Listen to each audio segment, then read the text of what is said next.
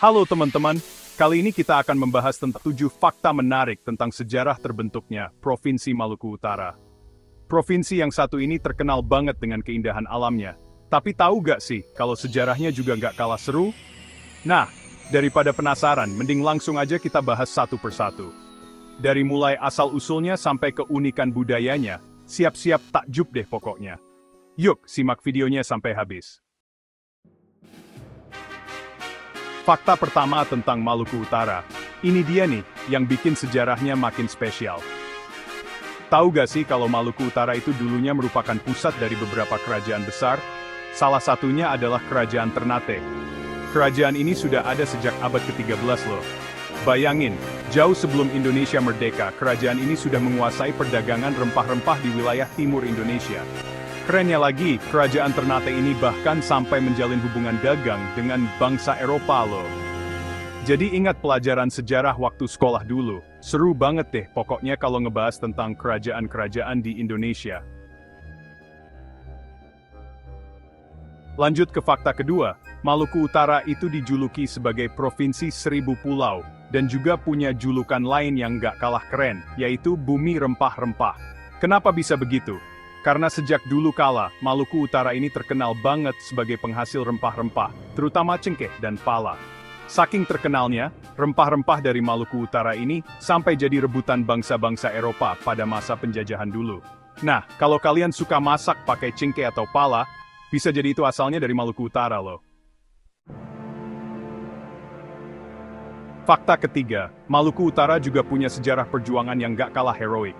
Di provinsi ini, terdapat sebuah pulau kecil yang menjadi saksi bisu perjuangan pahlawan nasional, Sultan Nuku. Pulau itu bernama Pulau Tidore. Di pulau ini, Sultan Nuku menyusun strategi dan kekuatan untuk melawan penjajah Belanda. Perjuangan Sultan Nuku ini akhirnya berhasil mengusir penjajah dan mempersatukan kembali wilayah Maluku. Keren banget kan? Semangat juangnya patut kita teladani nih. Gue same.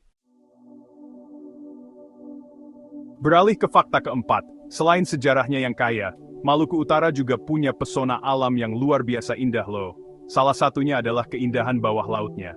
Di sini, terdapat Taman Nasional Bunaken yang sudah terkenal di seluruh dunia. Kebayang gak sih, menyelam di antara terumbu karang yang indah dan beraneka ragam ikan warna-warni, pasti jadi pengalaman yang tak terlupakan.